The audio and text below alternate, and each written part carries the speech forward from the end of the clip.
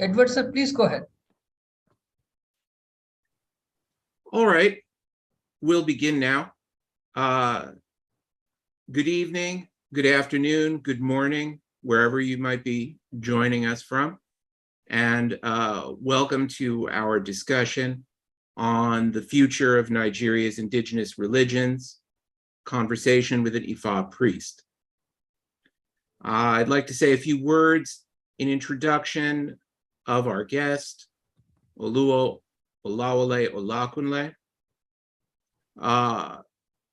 When Hari Kiran Vadlamani initially approached me about heading up the Center for Global Polytheist and Indigenous Traditions at INDICA, I immediately knew that one of the priorities I wished to set for the center was to support the preservation and promotion of African traditional religions in any way that we could.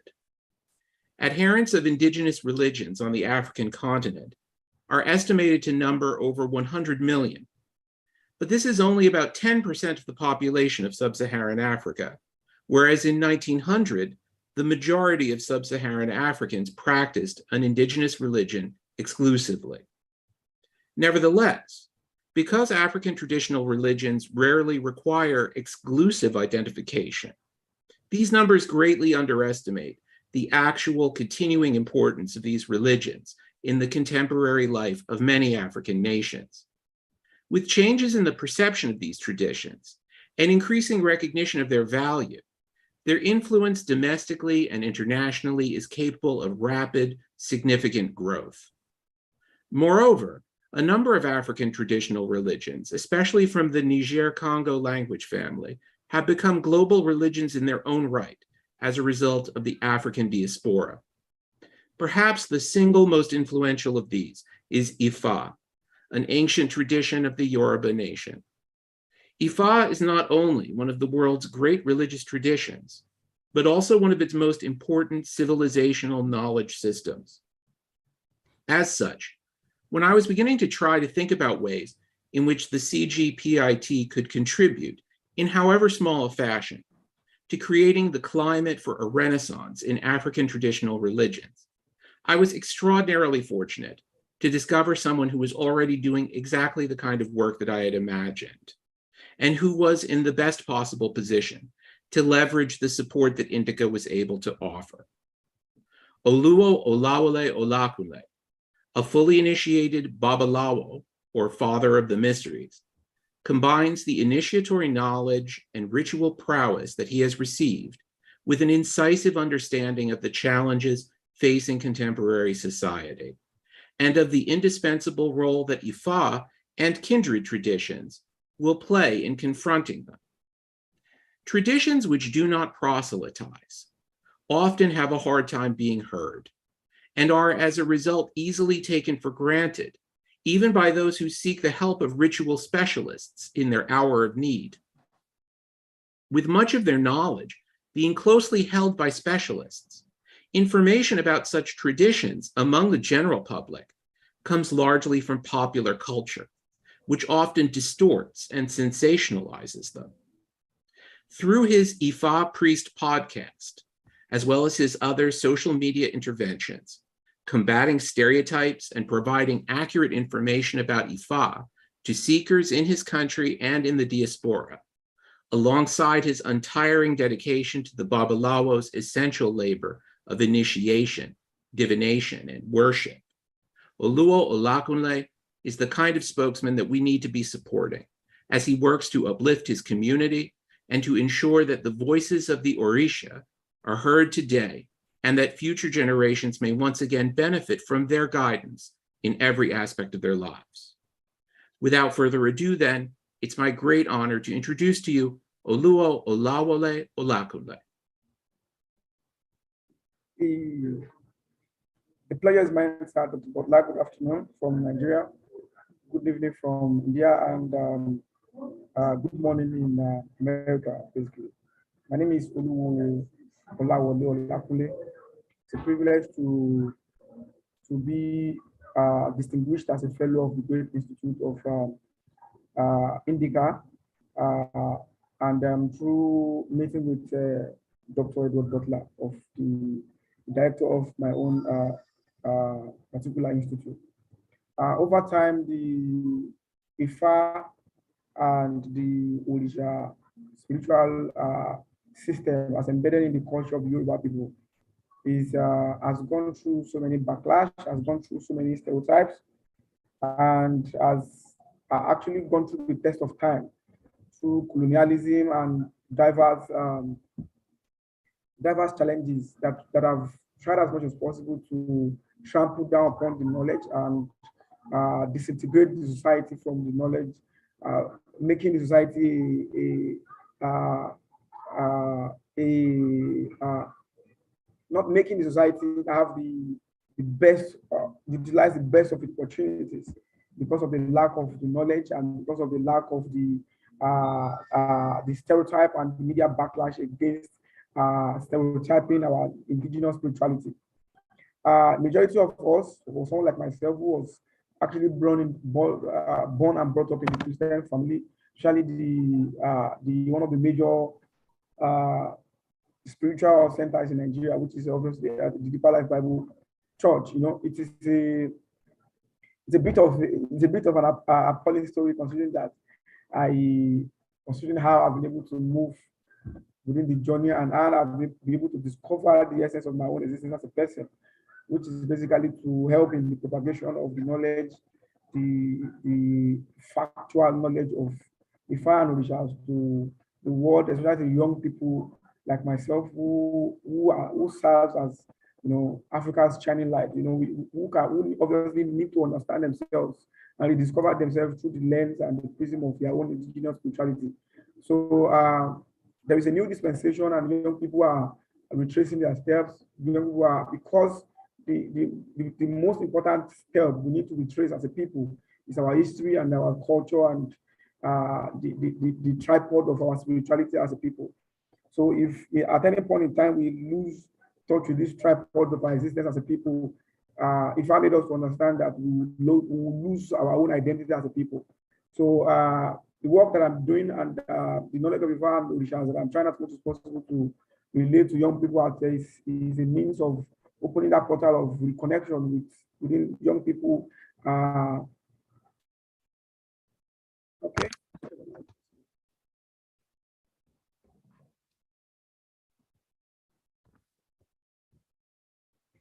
So the work basically is a tedious one, and when there are so many plans and the vision is quite clear, considering that the way through which I became initiated, how I was able to surmount all the challenges that I came across as an initiative, I was able to move into the learning stage, how it affected and clashed with my family, and how I was able to, through thick and thin, resort into following the journey of my Ori as a priest, considering that my Ori, the essence of my Ori on the face of the heart is to chart a new course, is to be able to lead a new generation of young people into the discovery whom they had through Ifa and Orishas. Because a competent rediscovery of who we are is an anecdote for us as a people to rediscover ourselves and for our society to become better the way it used to be. So there have been so many plans and there have been so many great visions that we have. It was the vision that led to the creation of the Ifa Priest brand. The Ifa Priest brand is a brand whose essence is to help in propagating the knowledge of Ifa Orishas in a way that is a house where you can go to, is a go-to center for soft landing, for people to be able to understand what to do, how to go about it, and to be able to unravel the myth and myths, stereotypes that the media has, you know, ingrained in the mind of people, to be able to make young people understand the value of Ifa and how the knowledge of Ifa and Orishas can be utilized in all of their strata of endeavors. Be you an engineer, be you a scientist. For us to, you need to, as young people, we need to understand how the knowledge of all of our own indigenous spirituality is applicable in all the strata of our life, as name it, in all strata of society, as a gardener, as a doctor, as a drummer, so our spirituality touches across all strata of societal endeavors, and it is It's the knowledge of that spirituality that formulates the kind of culture that we have as a people. So if people can be able to, if young people can be able to rediscover themselves through that lens, it is that essence that led to us creating the Ifa Priest brand. With the Ifa Priest brand, we've been, putting out content that young people can relate with, globally, young people can relate with, and that are factual, that will hinder young people and that will hinder a lot of people. Hello.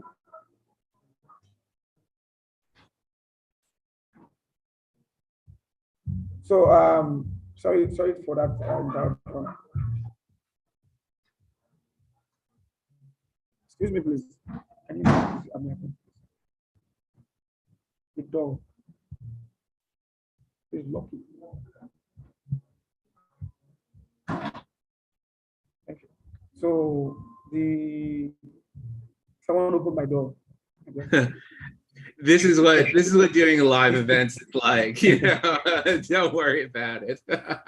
So the vision that we had was to be able to be a go-to brand for young people, especially Africans in diaspora all across the world, to come back to their own indigenous spirituality as a people.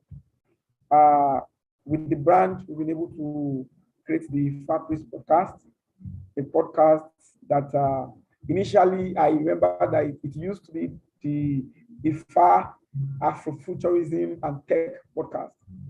Afrofuturism and Tech podcast. If Dr. Butler will remember, it was after consultations and discussions that we decided to resort to the Ifa Priest podcast. The Ifa Afrofuturism and Tech podcast is supposed to be a podcast. Clearer branding, as you say. Yes, who would obviously the podcast was designed to help people, young people, see the value of Ifa and the knowledge of Ifa in technology. So we are relating it to Afrofuturism, the future of tech, and Ifa, how they relate together. But then we felt after concrete discussion with Dr. Butler, we felt that would be too high for a lot of people who are just coming to the fold. So we needed a platform, we needed a different podcast that can relate with the common man, that can relate with the Ogberi or the uninitiated who has not worked the work before, who really wishes to come back into the fold. So we started the Ifa Priest podcast, and with the help of INDICA, with the help of Dr. Butler, we were able to secure a grant of about $1,500, which we utilized basically in ensuring that we produce series of podcast episodes. The podcast, we've been able to invest basically into research, because we needed to verify that the information that we are putting out were beyond facts. So we had to include travels. We had to go for continuous research on we need to pay for continuous research on some of the content that we want to produce. So we resorted to having a monthly schedule. There are months that will focus on Ogun. There are months we focus on Oshun. There are months we focus on various specters or various departments in the arrangement of the rituals and in the knowledge of the rituals that we want to share. So you've heard 6 episodes of the podcast so far. Yes, sir. We've been able to produce 6 quality episodes of Ifa Priest podcast. We organize Twitter space programs and clubhouse programs where we have young people, because we wanted the programs to be much more interactive. We didn't want it to just be Oluwo talking to the world. We wanted to have a sit out. We wanted to have a virtual sit out where young people can come together and have a discussion and have a conversation about some of the things that are bothering their mind and some of the information that they need, the knowledge that they really need to utilize in their various society or in the various strata of their own society.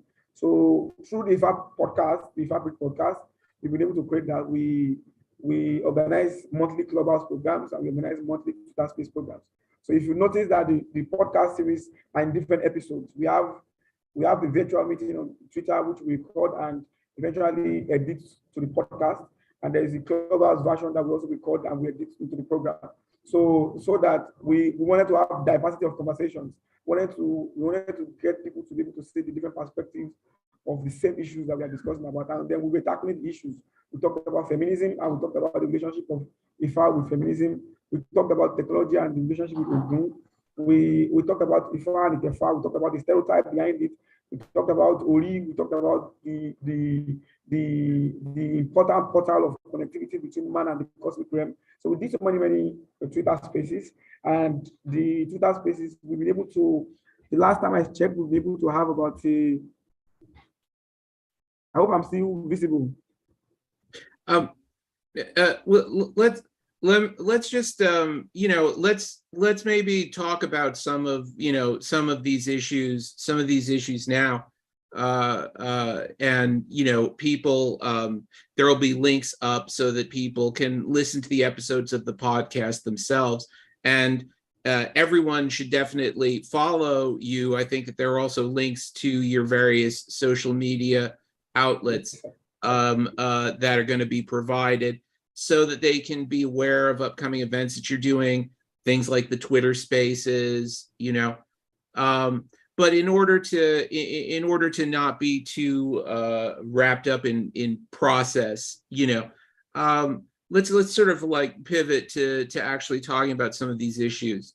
I think.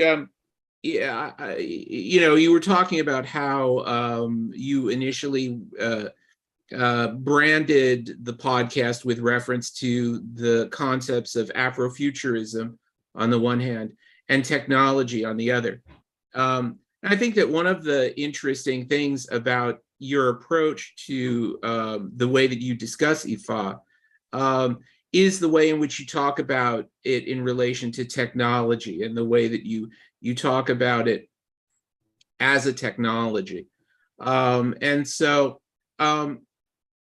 There are other issues that I want to take up, but I was kind of struck by that as you were speaking. I was wondering if you wanted to say a little bit about your vision of Ifa as a technology, and in relation to the concept of indigenous technological development. Well, technology is more or less like the physical part of science. It is science that metamorphoses into technology. And in this part of the world, we practice pure and applied science in a natural version. Our ancestors have been able to discover and make enormous findings as to how to better ourselves as a people. So we are living with nature, and then we're in resonance with nature as a people.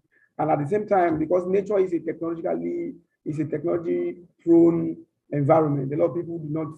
It is just the fact that there is a way nature's technology works that does not negate the values of nature, does not negate the value of our community, and does not abuse our society.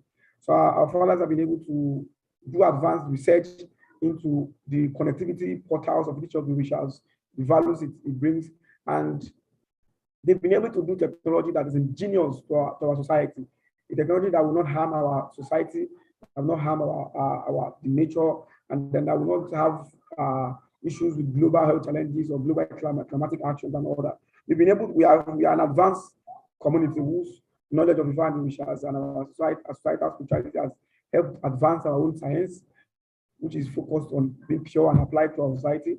It has our knowledge has actually helped us engage in some technological progresses that we didn't even know it was technology, because basically technology is any material or process that aids work and that reduces the time which the work is being done.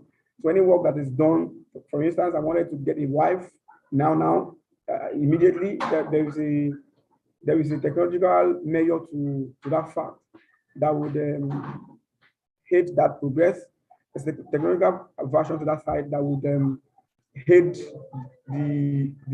my ability to get a woman, and at a particular point in time, within a particular point in time, as much as I want. So the material, be it a cologne, be it my ability to talk to a lady, something or a material or a process designed to ensure that the process is faster and is more efficient is technology, basically. So fathers have been able to redefine technology into pure and applied that is applicable to nature. So with the podcast, the Ifa for Futurism and Tech, what we wanted to do was to be able to make young people realize that they could actually invest in technology and they could actually advance the course of technology with the knowledge of the financials. So a lot of young people are coming to programming languages, software programming, technology, so on and so forth, UI, UX designs, Python, Java. People are doing software analysis, people are doing a lot of things and all that. But unfortunately, we have the source. We have the source information, the source code, and then people need to understand that a competent understanding of relationship between the wishes is an important understanding about the relationship of life and how technology works in the advancement of society. So we wanted to relate the knowledge of our ancestors, the knowledge that we have discovered in the far, and how Oromila has been able to embed the many advanced technological version of our spirituality into literary corpuses that are embedded in the far, which has thousands of literary corpuses that explains and have bits of information, technological information stored in them. It can be utilized for societal good, can be utilized for the advancement of society, are embedded in it. So we felt that there was a way we could connect with a group of people, with a set of people who are interested in technological advancement and who can be able to see the knowledge of the family, which has beyond the stereotypes, beyond the societal backlash, whose only interest is not just about getting wealth or getting money or getting it to live a good life, because a lot of people understand, obviously, the values and the virtues of the powers that are being found in our spirituality. They know of the fact that if there is a particular result, or when it comes to spiritual provision, you would obviously have to come to the temple. After trying different means of finding solutions to the challenges. But then we did not see Ifa as beyond that point as a people. Our generation did not see beyond the personification agenda of saying, oh, I want to live a good life. We do not see beyond that. We do not resonate with Ifa and which has in a matter of a societal endeavor. If we have been able to relate the knowledge of which that we have in a societal manner, in a level that relates to national consciousness, we've been able to, if we have been able to raise that knowledge level of national consciousness beyond the low level through the backlash, the stereotypes the media has actually given us, we'll be able to have, as a people, advance our cause as a society, because we now understand who we are, we know who we are as a people, and we understand our society better than the way it used to be. So the Fabric podcast was that. The vision basically is embedded in the conversations that we have in the podcast. The vision as a brand is to be able to be a vehicle or a channel to disseminate concrete and important information and knowledge about Ifa and Orishas to young people, to a new dispensation of young people who will now begin to relate and advance the course of society with the knowledge that they have on their own personal notes, where everybody, both young, old, male, female, can understand their roles in society and how they connect themselves with their spirituality and how that relates with the technological advancement for their own society.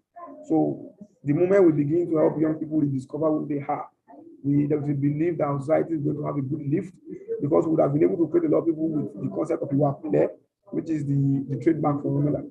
Secondly, that we want to be able to relate the content that we have with young people who are educated, young people who can utilize this knowledge. That has actually brought about different missions that we have. We have several missions.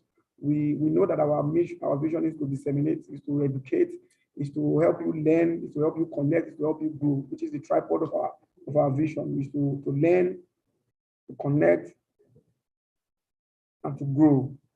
So you learn through the trainings that we do, through the content that we put out, through our vast channels of disseminating information that are quality content, that are germane, that are true to our spirituality. You learn, So coming to the Fabric brand will help you to learn better, will help you to become a better version of yourself in the journey of African spirituality through Ifa Initiation. And then you connect with the community of people, of practitioners. You connect through the programs that we do through our initiation. You connect with the Orishas. You don't just learn about the Orishas, and you connect with them. You become a part of them. You embed through initiations, which starts as the tripod that you discussed the other time. You talked about initiation, talked about divination. So it helps you to connect. That is where the initiation process comes in. That is where the initiation process comes in. So through connectivity with the Orishas, through connectivity with the new community of young people who are embedded in the knowledge of our own spirituality, you begin to grow as a young person. So that is the tripod of our vision. So in understanding this vision as a brand, we have created several missions, and we wanted it to be a step-by-step approach. We discussed about having a radio station that would be able to propagate the knowledge of the fan and Orishas. We wanted to let me just say one of the ideas that you're exploring is a full-time internet radio station aimed at Nigerians and at the Diaspora to feature a full range of programming related to Ifa. Let me just break in here to ask, you've mentioned several times the issue of stereotypes. And I wonder if you could talk a little bit about the depictions of Ifa and other indigenous religious traditions in Nigeria in the popular media, and the kind of effect that you feel that it's had on people's ability to connect with this tradition and to connect with the Orishas, and some of the reasons for it, and whether you see any kind of change happening with respect to that on the horizon as young people, as you say, start to reorient themselves and become more open to directly engaging with this tradition. Well, the best example or the best resort to that was in a tweet that I posted yesterday. I want to go to the tweet. It was a conversation I had with a supposed a Christian who wanted to convert me to a priest for Christ. So the conversation was like, hi, do you know you can become a priest for Christ? I said, yes, I can become a priest for Christ, obviously. And she said, great. And I asked her, do you know you can be a great evangelist for Uluku? Now, the conversation was born out of the stereotypes that the Nigerian media and the Nigerian movie industry basically has the kind of havoc the stereotypes was actually committed in our society. Over time, there is massive sponsorship to the media to continually, because it is the demonizing. I discovered actually over time that the demonizing of our culture, of our spirituality, is an intentional approach to African spirituality, because I've been able to talk to some of the practitioners in the industry, some of the people who are film actors, who are media personalities, and then what I discovered was that they find it fascinating because it brings a lot of audience, it brings a lot of audience attraction to some of the content that they post. They find it attractive to demonize our culture and our spirituality. So it shows that there is a lot of funding and sponsorship going on to demonize or to discredit African spirituality.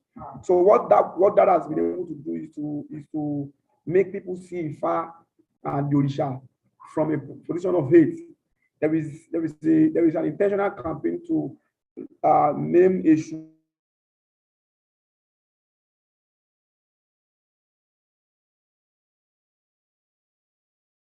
Well, there might be a little bit of trouble with your signal.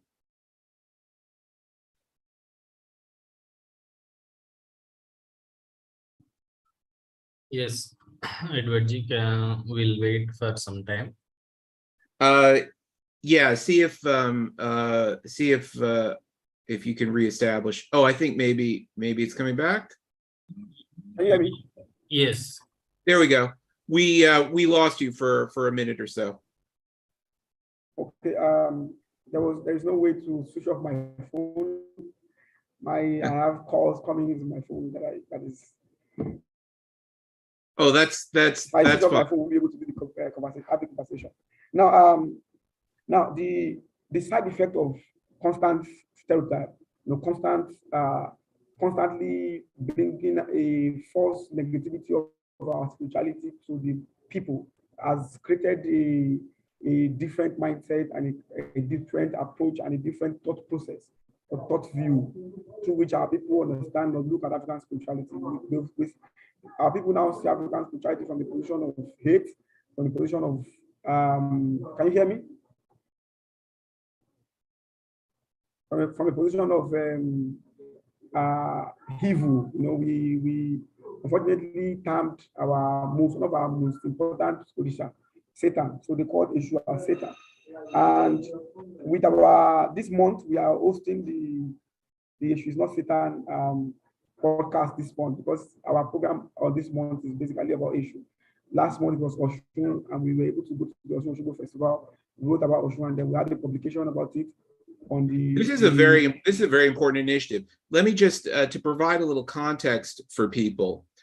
Eshu, who's a very important Orisha in the tradition, his name is routinely used by Christians to translate as a translation for Satan in the Christian scriptures.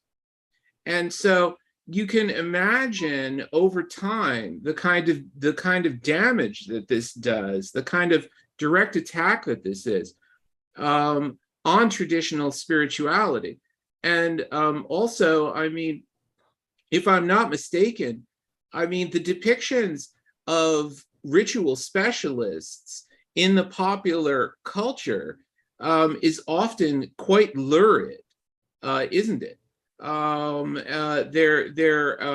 They're frequently in television programs and in movies. They're depicted as the villains.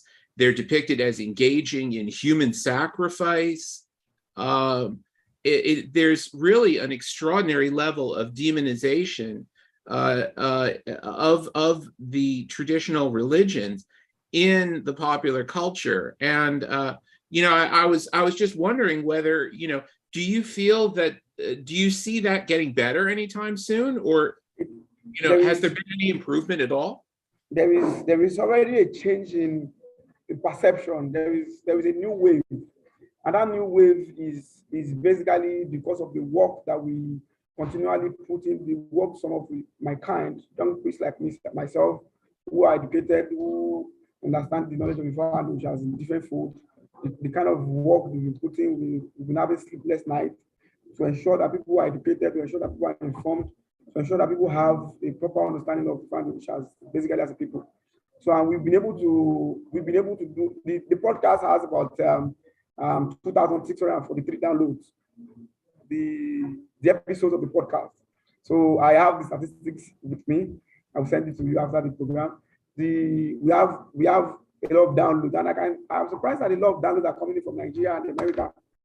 So people are listening to the podcast. People are listening to the content. People are reaching out. People are, we have conversations that we have about last month. We have an animation in the community coming to us to content, to produce animations that are Ifa, which are centric, and we can do for people to watch cartoons and all that. So we are working in line with them. We are hoping that with the knowledge that we share with them, they can be able to survive in producing content about Ifa, which is using animation.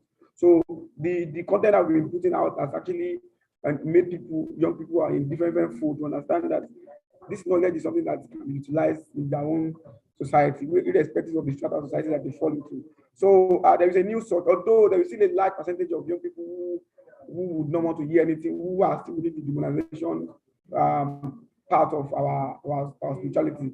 But then there is a new awakening, and that awakening can only get better with putting more effort, with doing more projects that would involve young people. So we try as much as possible to brand or to put a lot of branding into what we do to ensure that people can have a quality. We've been demonized already, so we don't necessarily need to look at the demon that they have called us again. So we need to brand ourselves in such a way that people can understand that there's nothing demonic about us. We have friends. I have friends in Christian. I have Christian friends. I have Islamic friends. I have scholars. People who are friends, my friends who are scholars in different. In fact, we are working closely with the Institute of African and Diaspora Studies, University of Lagos, to organize one of our missions basically is to organize a non-profit program. We are launching a non-profit organization this November which is centered on teaching. So it is the School of Ifa Initiation Studies. It's a non-profit organization that we are launching by November to create timely tutorials, timely programs, timely trainings for young people who are willing to come into the fold, and then to create timely initiation processes and to just be a landing school for you to go through before you become fully inducted into Ifa Initiation, so that every journey that you go through is something that you have a mental understanding of, you are mentally prepared for, you have a mental awareness of before you walk that journey. So in order to prepare people for Ifa initiation. Yes. Yeah. So we are looking at doing that. We are working with the World Mediation Organization in Germany. It's led by Professor Daniel Ledman, the German professor who we are obviously looking at bringing a level of mediation so that people can understand that our spirituality is a spirituality of peace. We understand the concept of tolerance. We are Dr. Akia Kiokito, which is the director of the Institute of African and Diaspora Studies, University of Lagos, is a Catholic. He's a Catholic priest whose professional thesis is on Ifa Initiation. So we've been together, we've been helping each other to. He's been actually coming to me to get content about considering that he's a pastor, and there's been a smooth relationship. So we want to project that to young people to see that the fact that we have diversity of religion, that fact that we have diversity of spirituality is not a yardstick for us to eat from each other. It's a yardstick for us to collaborate, because the knowledge of the cosmic is spread across the different strata of society. So what is here is not there. What is there is not here. So we need to communicate. We need to mediate with ourselves. We need to find a level playing ground for us to be able to get to know what is here and get to know what is there. You become a better person by understanding and seeing life from different perspectives. So the School of Ifa Initiation Studies is having its first school, which will involve, it's a 9-day project which will involve training classes before and after initiation. It's going to involve trainings, initiation into Ifa, initiation into perspective of rituals, and then tour to certain spiritual sites within the society, and just a familiarity talk after the rigorous initiation rites. So, and then a final training for post-initiation training. There is a pre-initiation training and there's a post-initiation training for people who do not understand, who have not worked the work before, who are just coming to the fore. So for them to know what next to do, we can't just initiate them into the spirituality and then leave them like that without proper initiation. So how can they continually be in touch with the realities, be in touch with the content that we produce? So their trainings are available on that. We are bringing the World Mediation Organization from Germany, and we are partnering with the Institute of African and Diaspora Studies, University of Lagos, to make that happen. We are also looking at having some royal figures coming to the picture as to grace the program royally. We have the former the former king of Lagos, we have him coming to the program to ensure that there's a royal presence. So about the Oba Oyukon is the king of Ibadan. It's an island in Lagos Island. It's an island that has a lot of prospect, and the king is willing to be part of I'm meeting with the king on Monday to formally invite him to. He has given us audience to meet with him personally to formally invite him to as a royal father for the day. He's my king. Oh, that's very exciting. So I am his priest. I'm his personal priest. So it's for me to invite him personally to the event. So we are putting a lot of things into order, but then we don't want to have different bits of projects that is just hanging all around. We wanted to house our project so that you can have a feel of each of the projects without getting lost along the line, because we're not resting on our own engines. We are just firing up our engines to become a better version of ourselves as a brand. So I think we that will not be stopping the podcast. We'll be doing the project by November, and we believe that the project will open up to a new chapter, because we hope that by the new year we can now begin to do tertiary institution tours across the globe, where we can actually go from various institutions to organize trainings and to organize lectures. We've had calls from the University of Birmingham in the UK and the School of African Studies in London to organize tour programs. So we have people who will be willing to help us secure invitation from the institutions to help us organize such events. But we are looking at it on the large scale. We wanted it to be much more than 2-3 schools, so that we could now serve as a tour, and then we can do road shows, we can do talks, we can do things that would actually endear young people in the diaspora community to African spirituality, because we understand that a large chunk of our brain, a large chunk of our young body minds, our great minds, outside of the shores of our country. Just a lot of people are scrambling to get out because of the condition of the country. We wanted people to be able to see themselves, understand themselves. It is basically because we do not understand ourselves as people. That is why we've been able to forget our history, forget our spirituality, and then we've lost ourselves in that regard. So it's a journey to help us to rediscover ourselves as people. And then we believe that it is those who there is a new group of young people who have actually traveled far and wide, who now see life from different points of views, and who are willing to come back home, who are willing to see themselves through the prism of their own indigenous spirituality. So we are organizing that tour package for such people who do not have the privilege of being here. We want to take Ifa to them. We understand that they're interested in Ifa and rituals, but then they don't have the opportunity, they don't have the wherewithal, they are not opportune to be around our society. So it is our duty to take it to them and then ensure that we plant in temples and micro groups in various locations in the world where people can meet, that will serve as a go-to center for people to reconnect and for people to rediscover their own spirituality. So we are open because I mean, Ifa is an international, a global religion today, and so it sounds like what you're talking about is the importance of giving a properly international voice and an international structure to what is already, in fact, an international religion today, and partnering with academic institutions with the goal of eventually shifting the center of gravity, so to speak, so that practitioners have more of a voice in the academic understanding of Ifa and this is a problem I think that confronts many indigenous traditions. The problem of how to give practitioners more of a direct voice in the scholarship about their religions, because their religions are objects of study, and yet the practitioners have a hard time having a voice in the way in which their traditions are studied.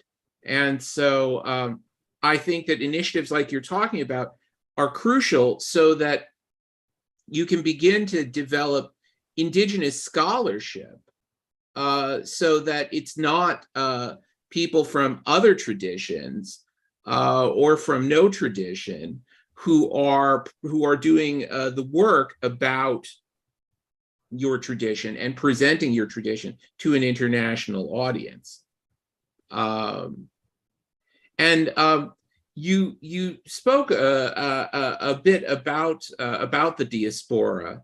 Of course, there's a tremendous interest in Ifa among in the African diaspora, both those who have obviously left the country recently, and those who have been in the West due to fate for a much longer time. And I wonder if you could speak a little bit about your experience of the engagement with Ifa in the diaspora and in the global community. My experience basically with, if I understand it, you wanted to... The international interest in Ifa in the African diaspora community. Well, it is surprising to note that the interest of Ifa in diaspora is even much more resounding than the interest of Ifa in our immediate society. You know, people, if you look at Brazil, if you look at Cuba, if you look at Puerto Rico, if you look at Mexico, if you look at Spain, if you look at Trinidad and Tobago, if you look at Venezuela and some of the other countries, you realize that people, they've been able to, as a people, they are not the aboriginals, but then they've been able to expunge the knowledge of Ifa into their own level of national consciousness. You know, in Brazil, you cannot call it Satan, you'll be arrested for it. In Brazil right now. So it shows how you cannot demonize Eshu. They celebrate Eshu festival day. So we are looking at, you know, we are not looking at basically going to those communities, because there are communities that people now have a good grasp of Ifa and Orishas. There are a community where people now practice that knowledge and that knowledge of Ifa and Orishas in their own daily lives. It has not become a part of their own national consciousness. It's not a part of their laws. There are new lawmakers who are babalawos in Brazil who are contested for Senate, you know. And at some point in time in Nigeria, there was Professor Wanja Bibola, who was the Senate majority leader of the Nigerian Senate, and who was the former Vice Chancellor of the University of Ife. He was a two-time, like 8 years Vice Chancellor of the University of Ife, and the 8-year Senator of the Federal Republic. And he's a babalawo, he's a practicing babalawo. So it shows that we can. It was Professor Wanja Bibola who actually helped a lot of people rediscover people to come back to the fold. So what I'm saying is that the international community acceptability of Ifa is overwhelming. They are interested, they want to practice, they want to learn, they want to be involved, they want to create a community by themselves and all of that. But unfortunately, they are not the aboriginals. We are aboriginals. We've been stereotyped to believe that what is ours is evil and demonic, and we don't want to come close to it. So there are countries that have not had a lot of presence, and they have young Africans, young people in those countries. Those are countries we probably look at reaching out to. There are companies in Finland, in UK, in America, and all these communities. That the knowledge of Ifa and Orishas is not as resounding as a Cuba, is not as resounding. In Cuba, it's basically one of the major spirituality that we practice. In Brazil, it's major spirituality. So that knowledge is something that a lot of young people are yearning for, but are not within the Brazilian fold or the Cuban fold. So we want to be able to take Ifa to them. We don't want to take Ifa to them in the guise of the contemporary Babalawis. We wanted to take it to them as academics so that they can utilize that knowledge in a much more bigger fashion, and they can actually help better themselves and better the society which we belong to. So that is the essence of the tour that we are looking at to do next year, which is obviously after the November program, the Institute of the School of Ifa Studies program that we are having by November. The launch of the institute that we're having by November, the non-profit organization by November, would be a test run to have such series of lectures. So we would use it is the Nigerian version to utilize it to test run how it's going to be like, to know the lapses that we have, mistakes that will come across, the challenges that we face, especially when we are now going to a different society and environment. So there are a lot of missions to achieve this vision, but basically it is one step at a time. So one step gives birth to another step. One step, the project metamorphoses into a new project and a much more better project that is all encompassing and that gives room for young people to be able to see Ifa Initiation as in a different light. Thank you very much. Right, and in effect, taking the fact of Ifa having become an international tradition, a global tradition, and giving it an international global organization, which will enable it then to compete on a more level playing field with religions that have explicitly international organizations and that have organized international outreach, which I think is quite essential. Okay, so you've spoken a bit about you've referred frequently to initiation and to the process of initiation. I wonder if you could give a little context for people about what Ifa initiation typically entails, and the stages of it, the steps of it, the length of it, and what the different outcomes, what the different expected outcomes are in Ifa initiation. The Ifa initiation is a rigorous spiritual exercise to discover yourself. We believe that at the point in time in creation, the human beings can move to heaven, and inhabitants of the heavens can move to earth. So the portal of transportation is no longer what it used to be today. The portal of transportation is something that people can transport from different planes without issues, without barriers. But Ishwadara, who became the gatekeeper, Ishu that they call Satan, is the gatekeeper of the different portals of transportation between the heaven and the earth. If I knew the relation is the one who has 6 chariots that move back and forth the heaven and the earth. So he's a rapid messenger who holds the key to that portal. It was Ishu that redesigned the model of transportation between the heaven and the earth through birth, through the process of giving birth. So the Yorubas believe that once you are being given birth to, you chose in heaven what you want to come and do on the face of the heart, and you more or less like you give specifications, and then they give you a particular Ori that has all of the programming languages embedded in it. It's like your own chip. It's like your own IP, like I used to say, it's like your own unique IP address. So your Ori is being given to you based on the particular journey you have come to work on the face of the heart, based on the essence of your calling on the face of the heart, based on the dispensation of your birth and how you have to live your life. So a particular Ori is given to you that fits the more or less like a chip that has access, that can access or that can store the information about your life. So the information about your life and the journey of your life is downloaded into a particular spiritual chip, which is your Ori. However, the Ori begins from fetus. This was just a tiny blood, and then it metamorphoses into life. And then, as you swim through the water of life, that's how Ifa has said it. We understand that in our mother's womb is the water of life.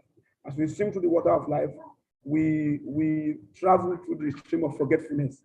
So we no longer remember the essence. It's not like our ancestry is formatted.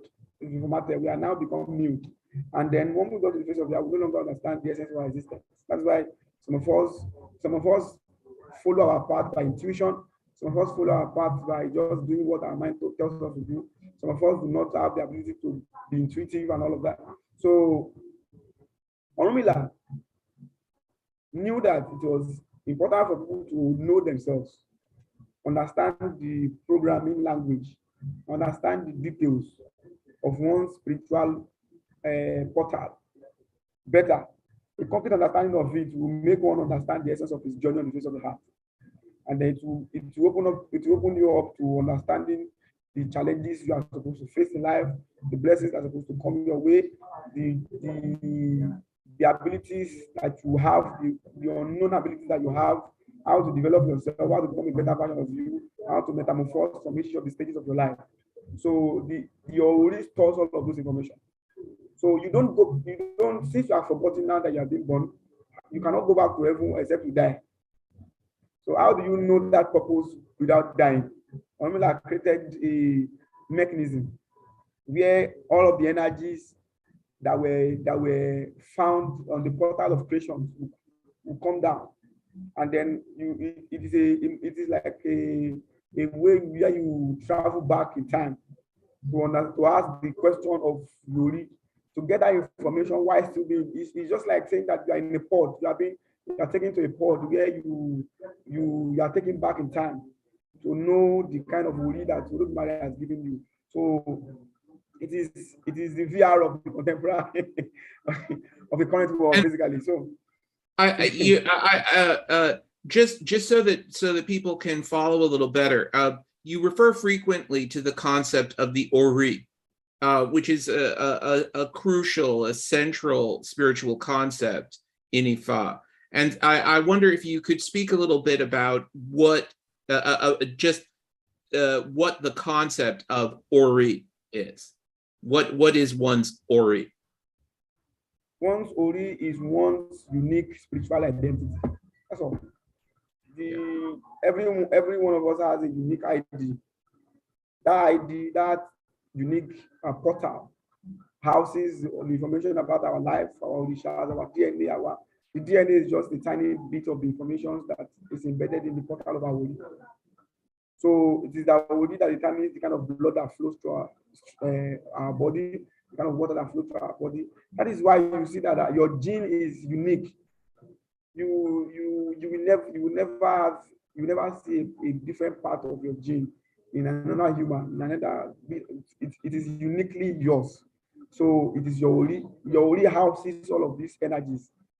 So it defines you. Your Ori defines you because it's like the chip of, it is like the SIM card to your existence. Without your initial. So that is what Ori is basically for in a technologically, in an explicit way. So now it's as if one through one's unique destiny, yes, one has a portal to communicate with the Orishas. So the funny thing is that you cannot have any Orisha or you cannot have nature communicating with you except through your own portal. So it is that portal of connectivity between yourself and nature. So that is the portal through which nature can get to you positively or negatively, depending on how you relate with nature. So that portal, you no longer have that information now that you're on the face of the heart. So the rituals and the processes that you undergo to go and get those information again is the essence of Ifa initiation. So basically, you initiate your Ifa, who serves as your guide, as your spiritual guide, through your Uru, to take you to that journey. We call it the wilderness of knowledge. So it takes you on that journey to Igbo, where you now get to understand your Uru. So it is your Ifa that will interpret the code. So a Babalawo is more of a programmer, more of someone who understands the codes and signs and symbols and the languages, the different languages of the cosmic, and can be able to translate it into different programs. So the Babalawo is an advanced scientist, a professor. The Babalawo is beyond the stereotype that Nollywood has actually given us. So it's unfortunate that colonialism and all of that has actually reduced the context of those who are inhabitants or who are carriers of that knowledge to become witness, societal reject, drunks, and all of these people. So it is one way through which Ifa has mysteriously preserved that knowledge, because it is a knowledge that is being passed orally, and that has survived different thousands of years of brutalization. So it is, if you can survive, it shows the duality of life. It shows that the positive can survive in the negative, and the negative can survive in the positive, because if I have actually utilized those whom the society has rejected to become custodians of those esoteric knowledges, pending the time that the young people who are knowledgeable, pending the time that young people who can understand the value of this knowledge come around to. So it's something that is unique, something that is exceptional. So the Ori is what you go to know in the Voodoo. Yeah. So Ifa is the interpreter. We interpret what God is telling you, what God told you, your essence in life. It is the Father that will interpret it. It is your Father will interpret it to you. So Babalawo will decode these codes that Ifa will communicate with. So Ifa obviously talks in binaries, in codes, and in languages. The language of the cosmic is a numerical language. It's a language of numbers. The cosmic speaks with numbers. So it is the duty of the Babalawo to now interpret the different programs, the different numbers in binary format, through which Ifa has actually communicated the cosmic, the nature has spoken to you, and through which you can actually use that in solving your own problems as a person. So basically, the Ori houses this information, and understanding the lock. The information is the lock to unlocking your own portal. And it is Ifa is the interpreter and the guide that guides you. So that is why it is you and your Ifa that you are going to Igodu. We call it Igodu. It is the wilderness of Olodumare, the wilderness where all of the Orishas will assemble in their spiritual format to come and answer you, because you don't know which of the Orishas is your own guardian angel. Each of us have guardian angels and Orishas who are assembled with us, who are aligned with us, who are doing the task of ensuring that our journey in life is survive. So it is also, they represent our Ori, the version of our Ori, because our Ori is symbolic, is biologically symbolic, is symbolical to having the X and Y chromosome in both parents. So we have guardian angels, we have the energy from the father side, we have the energy from the mother side, which formulate a unique baby. So it shows that our Ori is also an embodiment, is a biological embodiment of the genes from our mother and the genes from our father. It shows that the Orishas flow through us. If the Orishas can be, passed from generation to generation through blood, the energy portals of the Orishas and the Ori. So understanding Ori makes you understand the kinds of Orishas that are yours and how it peculiar to family. So if I helps you go through that, the essence of Ifa Initiation is to do just that, to know the identity of your own unique ID. Right. I see that we've been going just a little bit over an hour now, and so I'd like to explicitly open this up to any questions that any of our attendees might have. I've seen some comments in the Q&A section, but if any of our attendees would like to ask an explicit question, they could use the Q&A box, and I'll pass them along. Oh, I see we have Professor Louise Muller here of Leiden University, who has a question.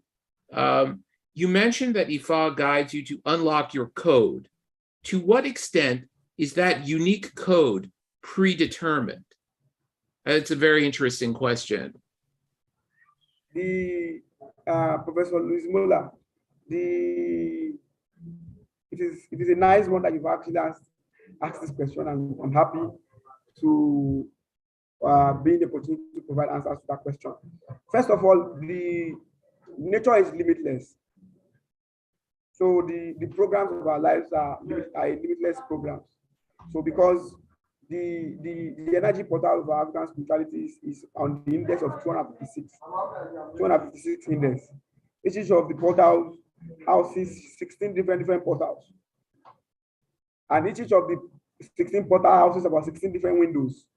And it's a continuous stream of information. So it shows that as long as there is life, our Ori is continually writing the program every day. It's a continuum. And as such, Ifa is there to continually interpret the programs that our Ori write for us on a continual basis. So it's limitless, basically. The question you ask, there is no limitation to that is why Ifa says that Aiku is the greatest blessing. That is life. Life is the greatest positivity. If I understand the concept of polarity, which is the positivity and negativity of life. So we believe that we've been able to tabulate the energies of positivity, the highest energy of positivity, which is life, the ability to be alive for human, for plant, for what have you, for any living thing. So if you're alive, it is the greatest positivity that nature can produce to you. The fact that you are still alive. Now, why the highest level of negativity is death. So after death, there is no other level of negativity that can happen to man. So with that, it shows that the programming language of as long as we are alive, as long as we are still within the node of positivity, which is to be alive, our Ori will continually write a program that our Ifa will interpret for us continually till the end of time. So that is why that brings about, it shows that nature itself will self-grow. Nature itself is self-rebuilding itself. Nature itself is continually sending signals and programming language to humanity as to how to grow and how to become better. So nature itself will naturally evolve. It is for you to understand the language of the cosmic and the language of nature to understand how nature is evolving, because the nature is obviously communicating with us. So your Ori can interpret what nature is saying. Your Ori can interpret what you are, can relate what nature is carrying in, can embed your own journey into nature without affecting the course of nature. So it is your Ori that knows how to write that program, and it's a limitless journey as long as you are alive.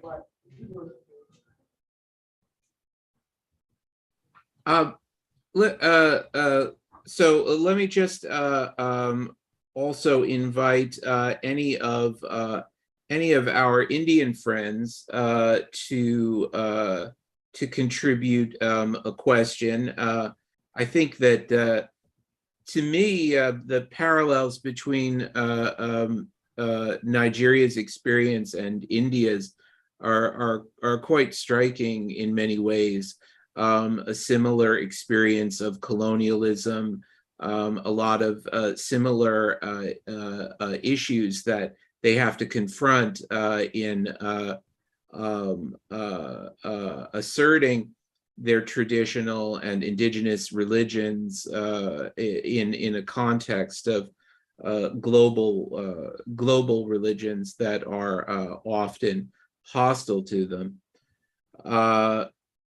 Okay. We have a question from a friend of mine from America, Todd Jackson. He asks, I'm interested in the ostensibly friendly Christian tendency to accept the Orishas, but only to the extent that they are diminished to a status lower than the Christian deity or deities. Is there pushback against this diminishment, or is this a broadly accepted view within Ifa devotees? Another way to ask this question, is there a sizable portion of the Ifa community that is not in any way also Christian? We, as a people, we have actually been, we grew on the concept of Iwapele, which is a populist manifesto designed by Onomila to say that the manifesto of the complete gentleman is designed by Onomila is a political manifesto designed by Onomila to win political elections, because during their times they had elections within themselves. So it's a populist agenda to define the essence of a complete gentleman. So our approach to issues is not through, it's not the conventional approach of always fighting back. We are one of the challenges, one of the things that has actually helped us to sustain ourselves. But then I feel that every generation has its own its own calling and its own essence. There are a lot of people within the other religions or other spirituality who claim to, as you have said, Dr. Jackson, who claim to be ostensibly friendly to us as traditionalists, but who really would not want to take the status of our own spirituality beyond the laid back or laid down or pushed back ideology of Ifa. I have people like that around me.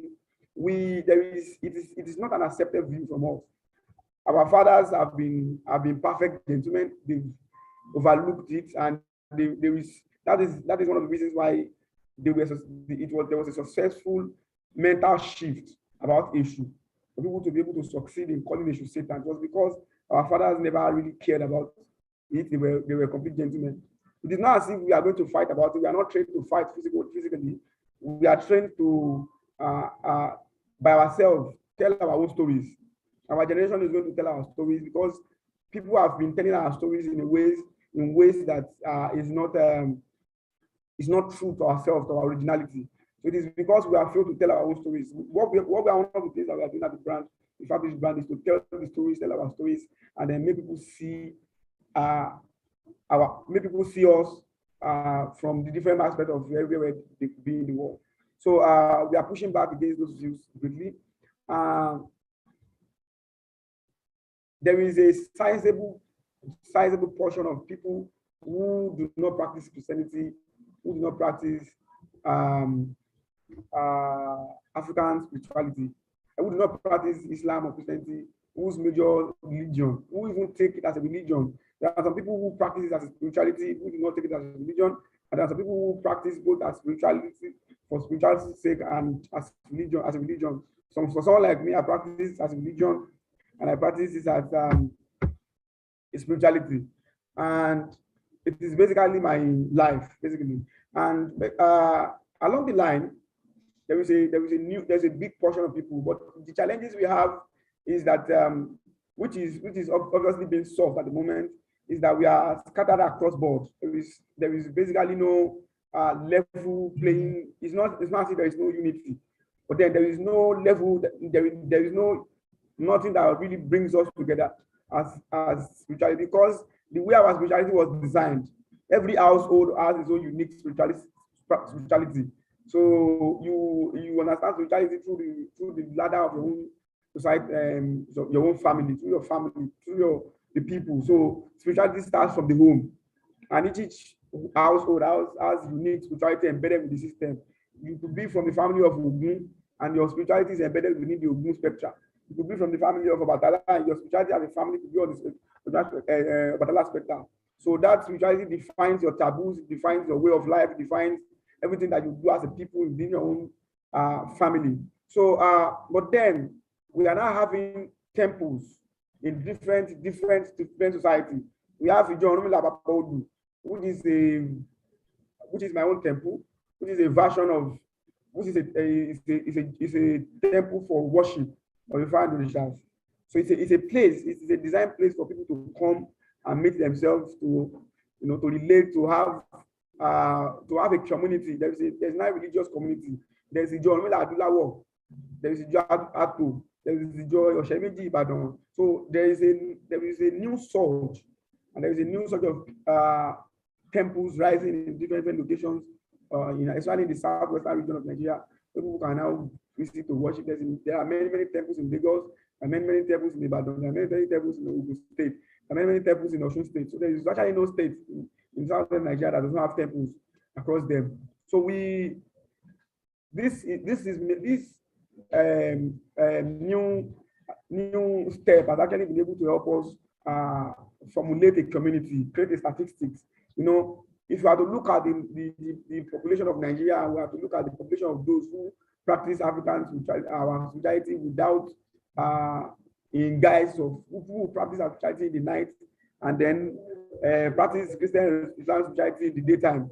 They are, if you are to count all those as our devotees, they are much more than every other spirituality in the country. But then a lot of people know for a fact the potency of our spirituality, because obviously for God to have created you in this part of the world, shows that everything you need to survive, even spiritually, is embedded in the society. So there's no better way to connect to the cosmic realm of the spiritual realm much more than a means that was specifically designed for you as a people, as a race. So our people, unfortunately, our people know, but because of the backlash, because of the stereotype, people do not want to be labeled as bad people. People do not want to be labeled as evil. People don't come out to say, come, I am a part of this process. I've been initiated into Ifa. There are so many notable pastors who are initiated into Ifa. There are so many notable Afars and Muslim clerics who are initiated into Ifa and who have their Ifas, who will not tell their devotees that they are initiated and they do their rights and they have understanding of the processes. There are so many pastors whose means of spiritual foresight is through Ifa. There are so many pastors who bring their church members to our temple in secret, but because of our own quest of understanding of life, we believe in the potency of agreement. That is why we are owls. We believe in the value of the spoken agreement. We believe that if an owl tells you, don't worry, this problem will be solved. Go and relax. You should be relaxed because you have it. Even if you cannot communicate with the owl, you should have it at the back of your mind that the owl will solve the problem.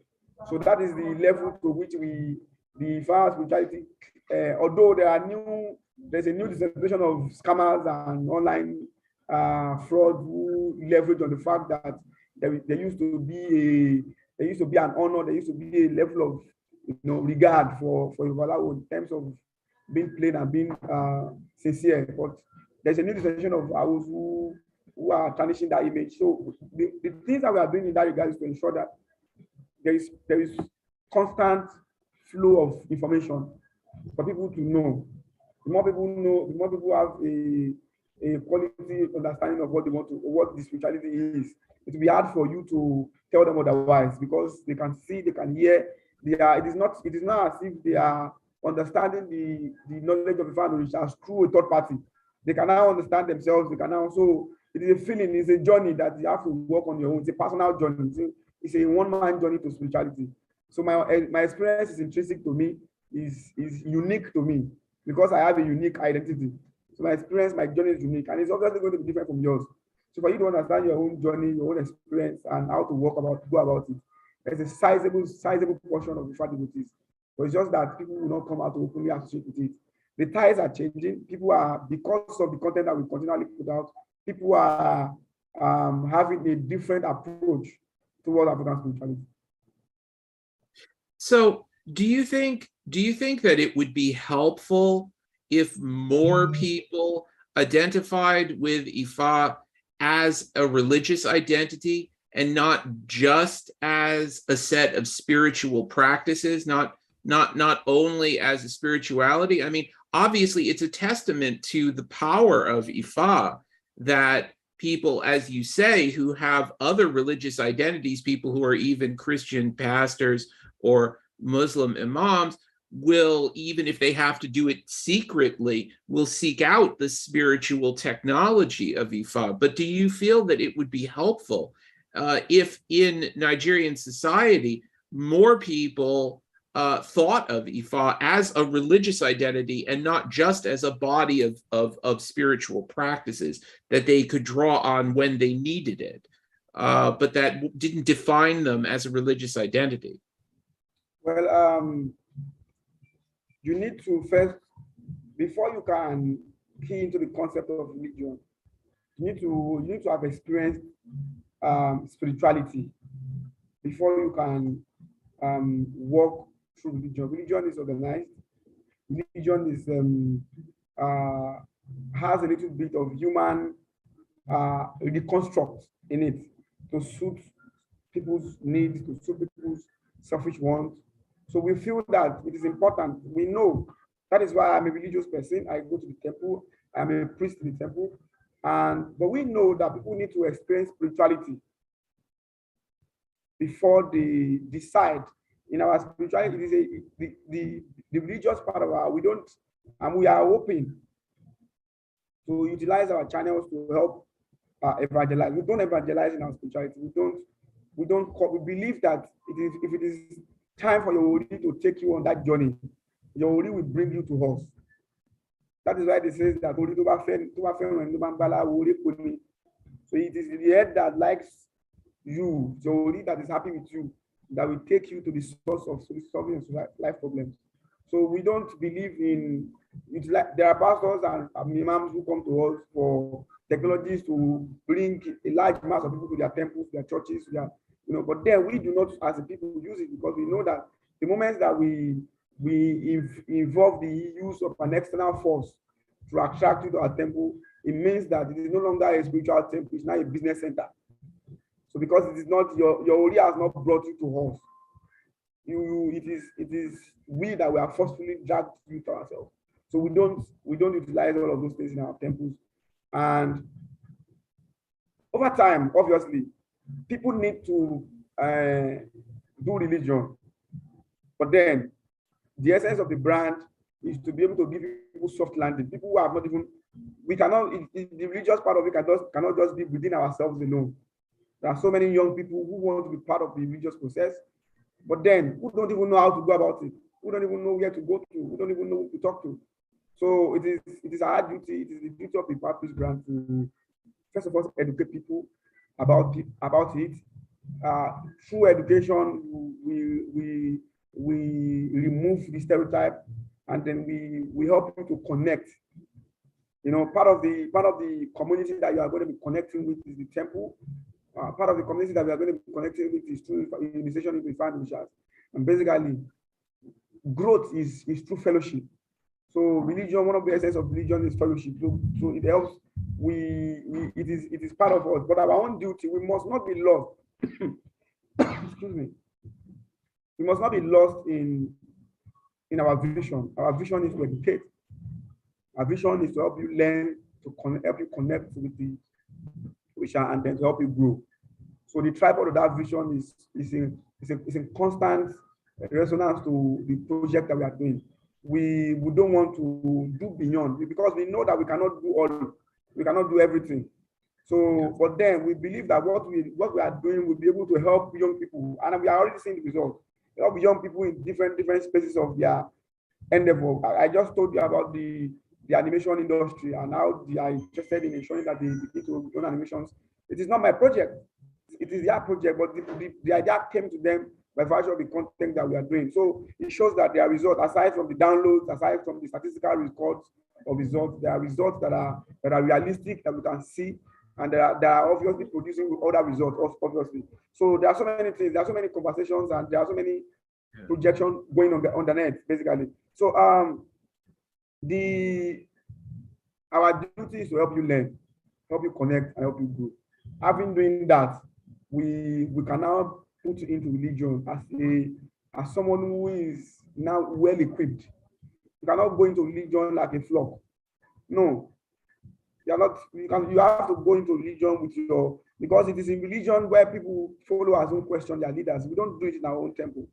We have the right to, because you know what your leader knows. You have a journey you are working out. You understand your guidance. You are protected, and then the fact that you know that you are protected, it gives you it gives you the right to challenge your priest.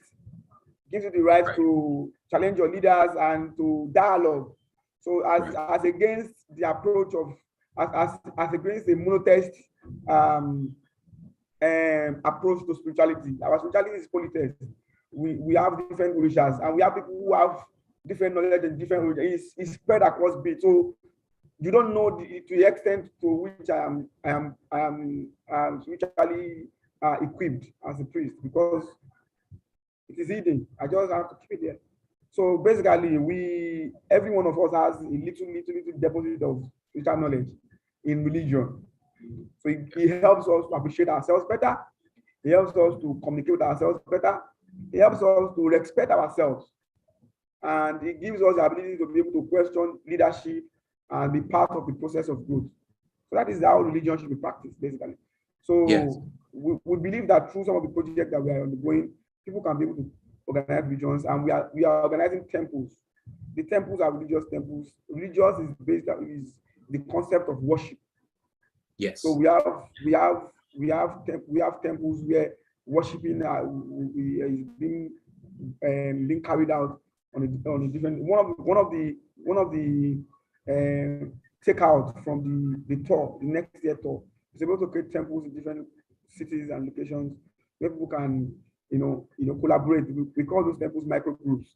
Where people can come in their in tens, in fives, and then dialogue together, share knowledges together, because obviously the knowledges of each and every one of us is different from the other. So that's one of the takeout, basically, aside from training, aside from the influence, the stereotype to take away, aside from the awareness, the takeout, obviously, we can't just spend a lot of money to do it all, and then we cannot have a takeout from it. We should be able to have a takeout from it where a community can emerge from that movement. That was fantastic. Very very wise words. And I think that we're going to be ending very soon, because I do realize there are many demands on your time, Oluwa. But let me just pick up one more question from Meg Kalyana Sundaram, pardon me. Thank you, Dr. Butler, for enabling access to this unique perspective. If the Oluwa were to recommend only one book that is related to his talk, what might that be? And presumably, he would be referring to a book in English, I suppose. And so let me ask you that. We have another question from Dr. Muller, but perhaps we will forego that and just get the book recommendation, and then we'll close, because I don't want to presume too much on the Oluwa's time today. So yes, so there was one book you could recommend in English. There are a lot of writings that a lot of scholars in Ifa and Orishas have done. There are so many works on ground, but then there are verifiable works. There are so many people. One of the reasons why I do not like to recommend books for people is because of the fact that we need to be able to have verified that some of the information has been put out there, because one of the challenges we have is the means to verify the essence or the content people are putting out. People just put, because a lot of people do not know, people just put out content, and because we now have a lot of people who run a scam a platform, people who just bring out content for bringing out, say, without testing the veracity of that content. So, but then there are some scholars who have written some books, and we have finally been able to construct the Fifa Bible, which is like the only book for the Ifa Initiation. It has, if I'm to count it, I was selected 3 years ago to be part of the delegation. And the last time I think it's about 23 years ago, there's been work on ensuring that a consensus religious book is being created. And as I speak with you, there is one that has already been created, but it's not really in the public domain. A lot of temples have written their own religious books, but then there is obviously there's a uniform religious book that is written. So I'm going to recommend a few of some of the writers that I've met with personally, that I can verify some of the information that they put out. I've studied from Dr. Shola Popola. So some of his books, Shola Popola, he has written a lot of books, and there is about Ifa. You could. I'm going to send. I could send the list. You could perhaps type the names of any authors in the Q&A box if you want. Before I forget, yeah. Doctor, we discussed this, I think, about last year, and we've been discussing it. It is the book that I'm currently writing. The titled Ifa for Futurism and Tech, the name of the podcast I was supposed to do. So it is a work in progress, and I'm hoping to be able to publish that before the talk, so that it could be used as a reference point during the talk program, so that people can read it. It is a book that is like an introduction to Ifa or to Indigenous studies, but then it will be introducing Ifa and Indigenous studies from a technological point of view for young people, so that people can see Ifa and Indigenous from a different perspective, as against the. So it is more or less like the Sophie, Professor Sophie Oluwole's book titled Oromila and Socrates. So, but then she in her book, she only compared from the philosophical point of view the difference between Oromila and the similarities and difference between Oromila and Socrates as philosophers in their own times. So, that's interesting.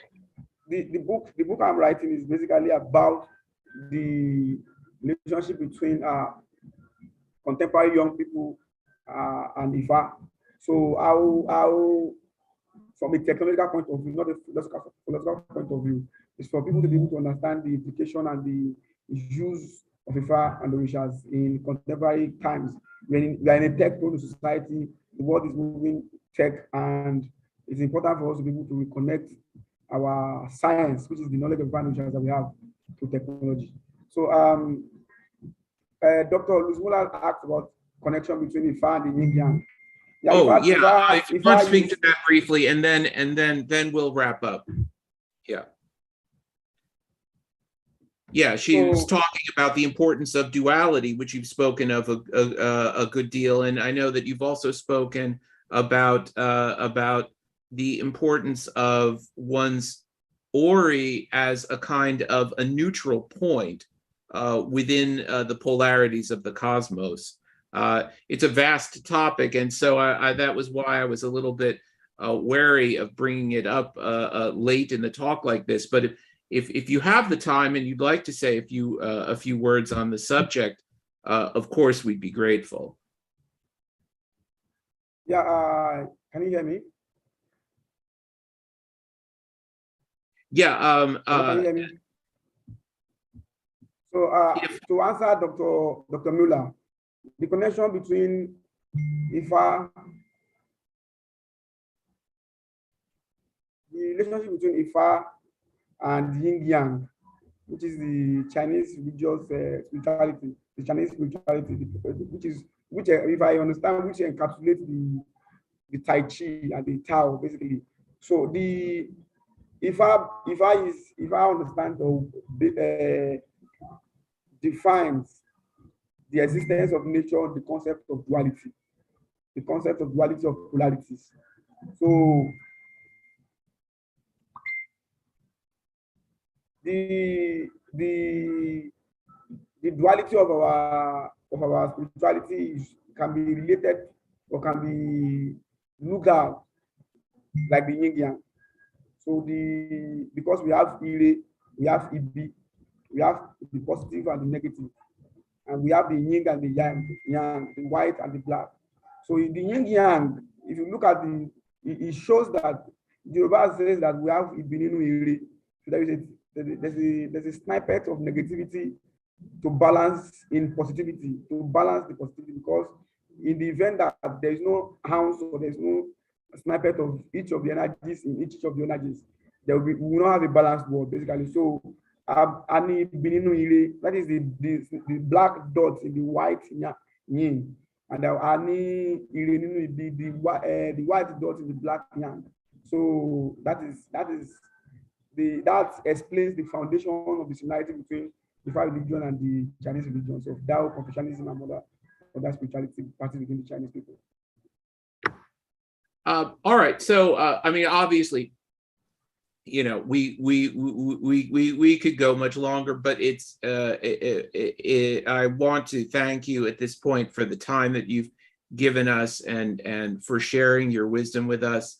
And I very much agree that the book that we really would like to see is a book from you, which I hope that we will be seeing in the future. And I just want to thank you again, and thank all of our attendees and those who have helped to set this up behind the scenes. I want to thank you very much, and we'll close. If you would like to close with a few words of blessing, we would be honored.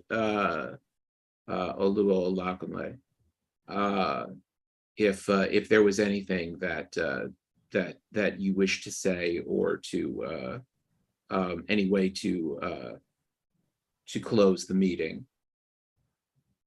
Well, first of all, I want to thank Oludumare for giving us the privilege to have held this conversation. I want to appreciate Oludumare for the behind the scene trainings, and those who have actually taught me behind the scene. I want to appreciate God for their lives. And I want to appreciate God for Dr. Edla, for Dr. Bodler, for being a part of this project, and for continually supporting my views and the visions that the brand has. I want to thank the entire team who has actually made this possible. I want to say thank you for believing in me as a priest, and thank you for the interest that you have in the global outreach of Fifa and Mauritius. I hope that through continual relationship and through my hard work and consistent with the kind of work that we've been doing, I believe, I know that we'll be able to, with the quality partnership, do so many things together and advance the cause of nature. Finally, I would want to reaffirm that the Fifa brand is focused on the mission of learning, connecting, and growth. And we hope that will be supported to ensure that some of the actions and the missions that we have been putting to work can be, the ones that we are already working on can become much more advanced and much more better, and the new ones that we want to embark upon are actualized. I strongly believe in the vision of the Institute, and I'm saying that the Institute today is giving birth to a new institute, which is the School of the Fifa School of Ifa Initiation Studies, which is a non-profit organization to help actualize the visions that we have. I am proud of being a fellow of this organization, and I can hold my head high all the time that I'm a fellow of the INDICA Institute. Once again, my name is Oluwa Olakunle. I would love to leave with a simple prayer.